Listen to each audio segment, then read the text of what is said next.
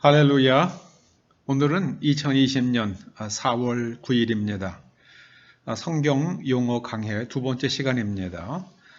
오늘은 성경적 천국, 통념적 천국에 대해서 말씀드립니다.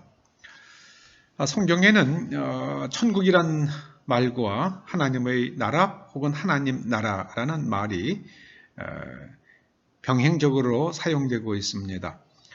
천국은 마태복음에 36번 나오고 디모데 후서에 한 번 나옵니다. 다른 곳엔 어디에도 없습니다. 또 하나님의 나라 혹은 하나님 나라라는 말은 마태복음에 4번, 마가복음에 14번, 누가복음에 31번, 요한복음에 1번, 사도행전에 7번, 로마서에 1번, 고린도전서 4번, 갈라디아서에 1번, 에베소, 골로새서, 데살로니가 후서에 각 한 번씩 모두 36번이 나옵니다.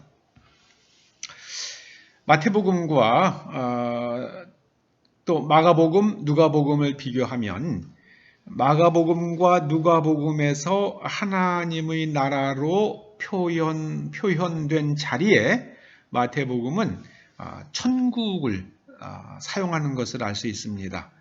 그럼 우리는 질문하게 되죠. 마가복음과 누가복음에서 하나님의 나라 혹은 하나님 나라로 표현된 곳에 왜 마태복음만 천국이라는 말을 쓰고 있을까? 그 이유는 마태 사도와 연관이 있는 그 마태 사도의 신앙 지도를 받는 사람들이 주로 유대인들이었고, 그들은 신앙적 전통을 따라서 헬라어로도 하나님을 부르는 것을 굉장히 불경스럽게 생각을 했습니다. 이스라엘 사람들은 하나님 이름을 입에 절대로 올리지 않았죠. 그래서 하나님을 헬라어로 데오스라고 그럽니다. 그냥 우리말로는 신이라는 말입니다. 그런데 이 신이라는 말조차도 입에 올리는 것을 조심스러워했습니다. 하여 마태 사도는 이 하나님이 들어갈 자리에 하나님을 상징하는 하늘이라는 단어를 썼습니다. 그래서 하늘에 해당되는 헬라어가 우라노스입니다. 그 우라노스로 썼고, 그리고 나라라는 하나님의 나라는 똑같습니다. 바실레이아는. 그런데 우리말로 번역이 되면서 하늘은 당연히 한자로 번역을 하다 보면 하늘천이 되죠. 그리고 마가복음과 누가복음, 마태복음 모두 이 바실레이아를 나라라고 번역을 했습니다. 나라. 그러니까 나라, 국 이렇게 한자로 되니까는 바실레이아 톤 우라논을 이것을 천국이라고 마태복음은 번역을 했습니다. 그리고 마가복음과 누가복음 등은 바실레이아 투 데우스, 이 하나님의 나라를 그저 하나님 나라 이렇게 바실레이아 투 데우를 하나님 혹은 하나님의 나라로 번역을 한 겁니다.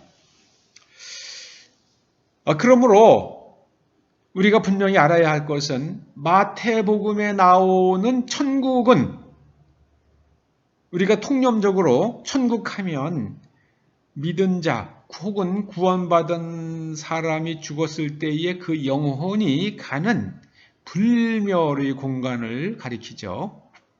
그 죽어서 가는 천국이라고 제가 부르겠습니다.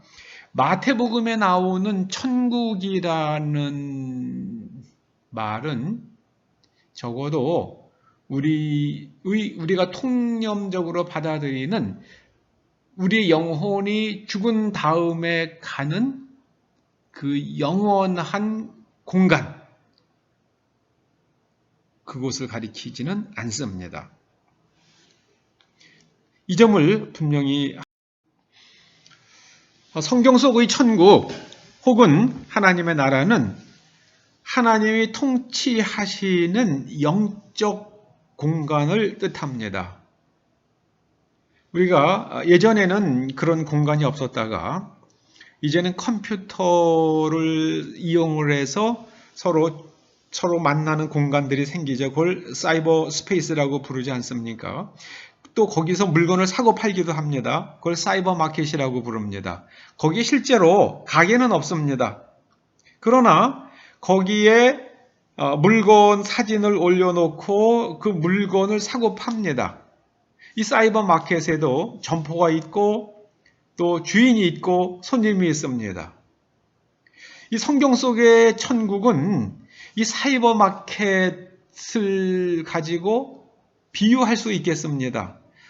성경 속에 있는 천국은 영토는 없습니다. 그러나 주권과 백성은 있습니다. 나라의 세 요소가 영토와 주권과 국민 아닙니까? 그래서 이 주권과 국민은 있습니다. 하나님께서 통치하십니다. 그리고 우리는 그의 백성입니다. 사이버 마켓에서 물건을 사고 팔듯 하나님의 나라에서도 우리가 하나님께 아뢰면, 즉 기도하면 하나님께서 들으시고 응답해 주십니다. 이 사이버 마켓, 저는 이것을 스피리추얼 스페이스라고, 영적 공간이라고 그렇게 불러보고 싶습니다. 그 영적 공간에서 우리가 하나님을 만납니다. 그 하나님께 기도하고 하나님께서 응답하시면 그 응답이 우리가 살아가고 있는 현실 속에서 리얼리티가 됩니다. 현실 속에서 구체화된다는 말씀이에요. 자, 그러면 이제 통념적 천국, 우리가 죽어서 가는 천국, 그거는 어떤 건가? 어떻게 우리 기독교 안에 자리 잡게 되었는지, 이거는 제가 유추해 본 겁니다. 우리나라는 오랫동안 일반인들의 우리 조상들이 주로 믿었던 종교는 불교입니다. 불교에는 극락이 있죠. 죽어서 가는 좋은 세상이 있습니다. 그래서 극락이 한국인들이 머릿속에서 일반화되어 있었습니다. 그런데 성경이 들어왔습니다. 성경을 읽는데 천국이 나옵니다. 그러니까 그 성경의 천국을 보자 그 성경의 천국을 극락 개념으로 받아들이게 된 것이라고 그렇게 유추해 봅니다. 여러분들이 한번 마태복음을 읽으시는 데에 천국이 나오는 자리에 죽어서 가는 천국이라는 개념을 가지고 그 본문을 읽어보십시오. 전혀 이해가 되지 않습니다. 천국은 마태복음에 나오는 천국 혹은 마가복음과 누가복음에 나오는 하나님의 나라는 우리가 하나님의 백성으로서 하나님의 말씀에 올곧게 순복하며 하나님과 긴밀한 관계 속에서 살아가는 것을 말합니다. 그래서 우리가 이전에는 하나님과 무관하게 살던 사람이 이제 하나님과 깊은 관계 속에서 살아가게 되는 것을 성경은 천국에 들어간다 이렇게 표현합니다. 그래서 하나님의 주권 바깥에 있던 사람이 하나님의 주권 속으로 들어가서 하나님의 주권에 올곧게 순종하며 살아간다. 그것을 가리켜서 천국은 예수님께서 처음 하신 말씀이죠. 회개하라 천국이 가까웠느니라. 또 때가 찼고 하나님의 나라가 가까이 왔으니 회개하고 복음을 믿으라. 예수님께서는 하나님의 나라가, 하나님의 다스리심이 가까이 왔다는 겁니다. 이 말씀은 하나님께서 세상을 통치하신다. 그러므로 하나님의 말씀에 순종하라. 사람이 영적으로 눈이 멀면 하나님이 보이지 않습니다. 하나님께서 일하시는데도 그 일하시는 게 보이지 않습니다. 하나님께서 보이지 않으니까 하나님이 안 계신다고 생각을 하고 자기 생각으로 혹은 세상의 가르침을 따라서 자꾸 하나님으로부터 멀어져 갑니다. 그런 사람이 예수님 안에서 우리를 찾아오시는 하나님을 경험하며 하나님과 관계 속에 들어가서 하나님의 백성이 되고 또 하나님의 자녀가 되고 하나님의 말씀을 기뻐하며 그리고 억지로 순종하는 게 아니라 그 말씀이 너무 좋아서 그 말씀대로 기꺼이 살아가는 그것을 가리켜서 천국에 들어간다. 그렇게 말씀합니다. 요한복음에서는 이 하나님과의 깊은 관계 속에서 살아가는 삶을 가리켜서 영생이라고 부릅니다. 이 영생을 누리는 자에게 그럼 어떤 일이 일어납니까? 하나님의 보호하심 속에서 번성을 누립니다. 안전과 번성. 하나님의 보호하심 속에서 안전을 누리고 하나님의 복주심으로 번성을 누립니다. 그리고 그럼 사후에는 그 영혼은 어떻게 될 것인가? 우리는 예수님께서 십자가에서 돌아가시면서 남기신 말씀을 통해서 우리의 영혼이 어떻게 되는지 우리는 유추해 볼 수 있습니다. 예수님께서 십자가에서 그런 말씀을 하셨죠. 아버지여 내 영혼을 아버지께 의탁하나이다. 우리는 사후에는 혹은 죽을 때에는 우리의 영혼 곧 푸뉴마를 하나님께 위임합니다. 하나님께서 알아서 해주십시오.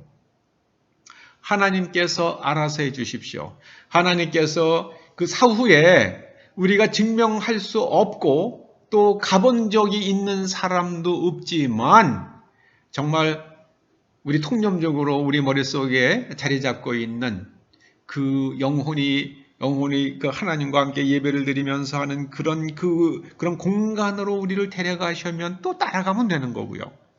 또 우리가 하나님 품 안에서 영원한 안식을 누리다가 예수 그리스도께서 이 땅에 재림하실 때에 우리에게 썩지 아니할 몸을 입혀주시며 우리의 잠든 영혼과 썩지 아니할 우리의 새로운 몸이 합쳐져서 새로운 존재가 되면 그것도 하나님께 우리가 위임했으므로 의탁했으므로 그걸 따라가고 그때 하나님과 함께하면 될 뿐입니다. 우리가 이 땅에 살아있을 동안에는 오직 하나님을 알며 하나님께서 하시는 일을 보며 하나님의 말씀을 즐거워하며 그 말씀대로 사는 것이 나에게 최선의 유익임을 깨닫고 그 말씀의 기쁨으로 순종하며 사는 겁니다. 다른 건 없습니다. 그걸 가리켜서 요한복음이 영생이라고 부릅니다. 영생이라고 부릅니다. 요즘에 중국 우한에서 시작된 코로나 바이러스 때문에 전 세계가 전전긍긍합니다. 저는 이 일로 인해서 많은 사람이 목숨을 잃고 있습니다. 미국도 거의 완전히 패닉 상태입니다. 그런데 미국에 있는 한 의사가 그런 얘기를 하더라고요. 한국인 의사인데요. 매년 굉장히 많은 몇 천만 명의 사람들이 미국에서 독감에 걸리고 또 몇만 명이 죽는다는 겁니다. 그런데 매년 그렇게 죽어가는 독감에 비하면 지금 미국에서 몇천 명 죽은 거는 그 죽은 분들이야 너무나 안타깝고 돌아가시지 않으셔도 되는 분들이 돌아가신 거지만은 미국에서 매년 독감으로 사람이 그렇게 죽어가는 것을 생각하면 그렇게 막 그냥 그렇게 두려워할 일은 아니라고 그렇게 이야기를 하는 겁니다. 그러면 미국에서 독감 예방 주사를 맞는다고 독감에 안 걸리는가? 걸린다는 거예요. 그리고 또 독감 예방 주사를 맞은 사람 가운데도 또 나이가 많거나 몸이 약한 사람들은 또 죽기도 한다는 겁니다. 제가 믿기로는 저는 이 일 속에도 하나님께서 하시는 우리가 아직 깨닫지 못하고 이해하지 못하는, 다 알지 못하는 하나님의 놀라우신 권능적 개입이 있다고 인정하는 것이, 그것이 믿는 자가 마땅히 가져야 할 마음의 태도인 줄로 믿습니다. 이 일로 인해서 여러 나라에 부정적 영향을 끼쳐오려고 시도했던 중국의 영향력은 급속하게 감퇴될 것입니다. 지금 중국 사람들조차 하는 말에 따르면 중국에서 약 2억 명 정도의 실업자가 발생되었을 것으로 그렇게 추산합니다. 그러면은 굉장히 사회가 어려워지겠죠. 거기다가 이제 식량의 유통이 어려워지고 또 사회적 거리두기 때문에 식량 증산도 퇴보하면서 세계적인 식량 위기가 올 수 있다고 세계 식량 기구에서 우려하고 있지 않습니까? 그래서 저는 이 일이 하나님께서 십자가를 불태우고 또 교회를 폭파한 그런 중국의 공산당에게 하나님께서 무엇인가 지금 행하시는 것이라고 저는 해석합니다. 중국 공산당 그러지 않을 때에 오히려 중국은 미국이 구성해 놓은 그런 WTO 체제 아래서 최대의 수혜자였습니다.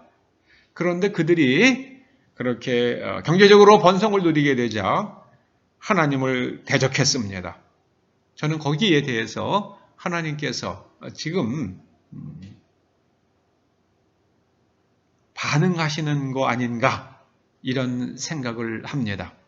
그러므로 우리는 하나님께서 이 세상을 통치하신다는 것을 믿으셔야 됩니다. 하나님께서 이 세상을 다스리시는 것을 믿어야만 합니다. 그러므로 내 마음에 꼭 맞지 않더라도 하나님의 말씀을 기뻐하며 순종하셔야만 합니다. 내 뜻대로 할 것이 아니라 하나님의 말씀에 올곧게 순종하셔야만 합니다.